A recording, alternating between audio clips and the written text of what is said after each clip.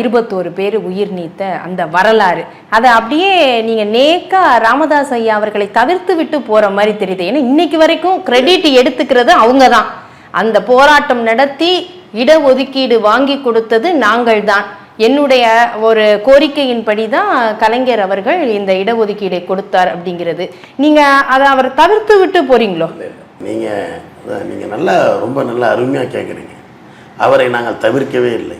இங்க அதை சொல்லவே இல்லையே. வீரபாண்டியர் ஆறுமுகத்தோட அப்படியே அவர் தான் அழைச்சிட்டு வந்தார். இவரோட பேரே நீங்க வரலையே. நீங்க அப்படியே அடுத்த ரவுண்டுக்குள்ள இல்ல நான் சொல்லவே மாட்டேன். எப்பொழுதும் டாக்டர் ஐயாவை நான் குறைத்து மதிப்பிடவே மாட்டேன்.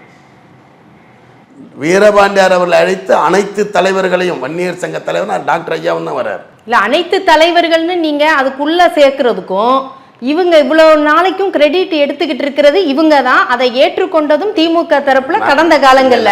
அவரை நீங்க முன்னிறுத்தி ராமதாஸ் ஐயா அவர்களோட சேர்ந்துன்னு வரலையே. அதுதான் நான் சொல்ல வந்தேன். அதில் தான் 96ல் அந்த சால்வை போட்டது ஐயா போட்டாருன்னு சொன்னேன். நீங்கள் எந்த இடத்துல நீங்கள் கொஞ்சம் கவனமாக பாருங்கள். ஐயா சால்வை போட்டது பிறகுதான்.